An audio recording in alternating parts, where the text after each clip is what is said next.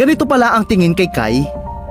Marami ang nagulantang sa naging revelasyon ng Pinoy Big Brother Gen 11 Big Winner na si Piang Smith tungkol sa kapwa niya housemate na si Kai Montinola. Hindi may kakaila na ang bawat housemate sa bahay ni Kuya ay may kanya-kanyang kwento, personalidad at ugali.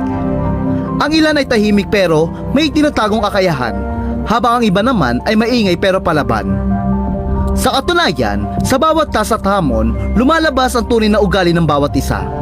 At dito nakikita kung sino ang may potensyal na maging big winner. Pero sa likod ng lahat ng ito, isang revelasyon ang binitawan ni Piang tungkol kay Kai na ikinagulat ng marami. Matatandaan bago pa man i-anunsyo ang Big Four, isa na nga sa bet ng marami na manalo si Kai. Kilala si Kai bilang singing gwapa ng kanilang batch at sa murang edad na 17, hindi lamang ang kanyang ganda ang naging puhunan sa loob ng bahay ni Kuya, kundi pati na rin ang kanyang pagiging multi-talented. Bukod sa kanyang talento sa pagkanta, si Kai ay nahangaan din sa kanyang pagiging responsable at matalino, na madalas ipinapakita sa bawat task na ibinibigay ni Kuya. Dahil dito, marami ang nag-aakala na siya ang magiging big winner ng season na iyon. Samantala, sa isang panayam ni Jeremiah Catamillo ng Kapamilya Chat, idinetalye ni Piang ang kanyang naramdaman nang tangalin siyang bilang big winner ng PBB Gen 11. Ayon kay Piang, hindi niya inaasahan ang kanyang pagkapanalo. Inamin pa niya na maging siya ay nagulat sa naging resulta.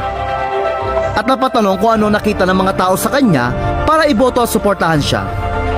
Ani ni Piang, "Ha? Totoo ba to? Anong nakikita niyo sa akin na hindi ko nakikita?" Dagdag niya.